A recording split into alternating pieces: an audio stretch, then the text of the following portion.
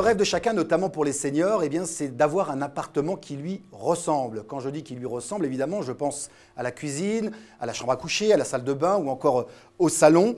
Ce logement unique, alors à quoi va-t-il ressembler dans les prochaines années ? Technologie, ergonomie, situation géographique ou encore santé, autant d'interrogations auxquelles je vous propose de répondre avec notre invité d'aujourd'hui, Jean-Marie Vettel, docteur gériatre, avec le thème de l'émission « Appartement de demain aménagé pour ne pas avoir à déménager ». Bonjour, bienvenue dans Décideurs Seniors. Bonjour. Jean-Marie Vettel, à quoi va ressembler le domicile de demain pour les personnes âgées ?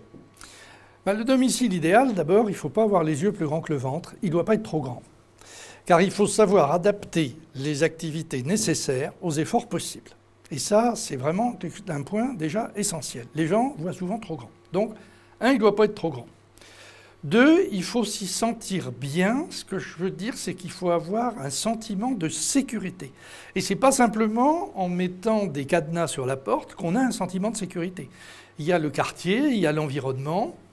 Il y a tous les dispositifs possibles, la vidéo pour voir qui vient sonner chez vous. Bref, il faut que les gens s'y sentent en sécurité. Ça, c'est déjà 2 points essentiels. 3e point, il ne faut sûrement pas aller à la campagne. Beaucoup de gens âgés, quand ils sont à la retraite, ils liquident leur appartement en ville et ils vont habiter à la campagne. Ça, c'est la dernière bêtise à faire. C'est le début de la retraite. Plus on vieillit, plus il faut se rapprocher du centre-ville. Tous les services d'aide à domicile, tous les commerçants sont au centre-ville, donc rapprochez-vous du centre-ville. Donc ça, c'est déjà les gros jalons qu'il faut avoir en tête. Alors ensuite, pour l'appartement lui-même, il y a une très grande attention qui doit être attachée au sol. Parce que quand on vieillit, on tombera. Et qui est tombé, tombera.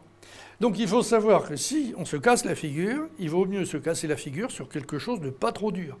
Donc ne mettez pas du marbre et méfiez-vous du carrelage dans la cuisine. Et là, il y a vraiment toute une réflexion à avoir sur les sols. Le parquet, c'est mieux que le marbre, et la moquette, c'est mieux que le parquet. Mais la moquette dans la salle de bain, c'est difficile. La moquette dans la cuisine, c'est difficile. Bref. Il y a d'autres choses auxquelles il faut penser au-delà du sol. Les sols, c'est quand même dessus qu'on marche. Donc, 1, il faut des bons sols, et 2, il ne faut jamais qu'il y ait des seuils.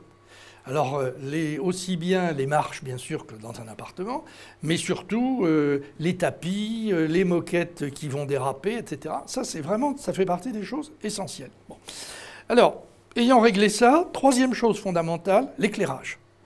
Quand on vieillit, tout le monde a la cataracte. Je l'aurai bientôt, vous l'aurez aussi. Tout le monde aura la cataracte. Et donc, même quand on est opéré, on a besoin de plus de lumière. Donc, il faut bien compter qu'on a une lumière qui est 30% plus forte que partout ailleurs, et qu'on a cette lumière 30% plus forte partout. Et qu'on a aussi, et on se casse la figure, et je reviens toujours sur les chutes, le problème du lever nocturne. Quand on vieillit, on a une vessie qui contient moins de pipi, donc on se lève plus fréquemment.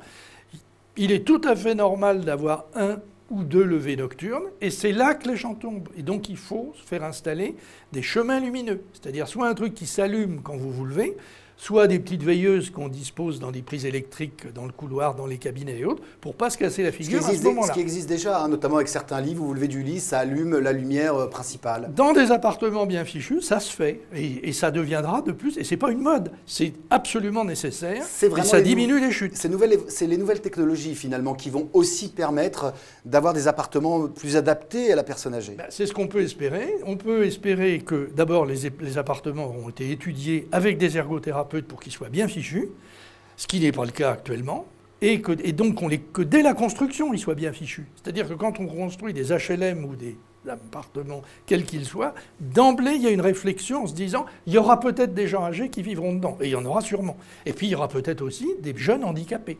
Mais quand même, la question est de se dire, plus l'appartement est truffé de technologies hyper adaptées en ergonomie, j'imagine que plus ça va coûter cher, c'est pas à la portée de toutes les bourses. Non, parce que la plupart des choses sont des choses fixes. Avoir un sol bien foutu, avoir des rideaux électriques, etc., ça ne coûte pas très cher. Ce qu'il faut, c'est qu'effectivement, c'est une bonne fiabilité pour que ça ne soit pas tout le temps en panne. Moi, plus que le prix, dans les gérontechnologies, ce qui m'inquiète aujourd'hui, c'est la problématique des pannes.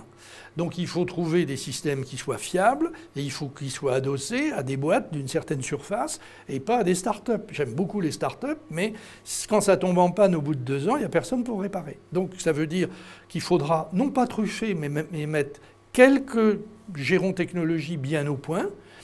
Et puis surtout, que ça ait été conçu ergonomiquement parfaitement. Ça me paraît vraiment ça être les points tout à fait essentiels. Alors j'avais une dernière question pour vous, Jean-Marie Vettel. Comment convaincre des personnes âgées de quitter leur appartement qui n'est plus adapté?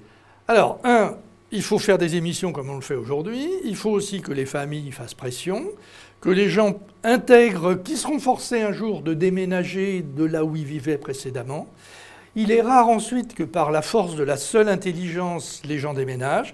Il faut qu'il y ait un pépin, et généralement, c'est après le pépin qui déménage. Alors il faut espérer que le pépin sera un petit pépin qui provoquera le déménagement pour ces logements définitifs, et pas un gros pépin. Allez, juste, j'avais une dernière question, mais une toute dernière, très rapidement. Que fait l'État par rapport aux seniors aujourd'hui? Parce que vous avez l'air de dire qu'on n'est pas en avance, contrairement à d'autres pays, par exemple. L'État prend d'excellentes résolutions, c'est déjà très important, puisque l'État vient de dire qu'il faut absolument que les gens puissent rester à leur domicile et ne basculent pas en EHPAD, en tout cas trop tôt. Merci beaucoup Jean-Marie Vettel. Si vous souhaitez en savoir plus sur notre émission, rendez-vous donc sur notre site www.bien-vivre-chez-soi.com. Nous vous donnons rendez-vous donc sur notre site pour plus d'informations. Quant à nous, nous nous retrouvons la prochaine fois pour une autre émission. À bientôt, au revoir.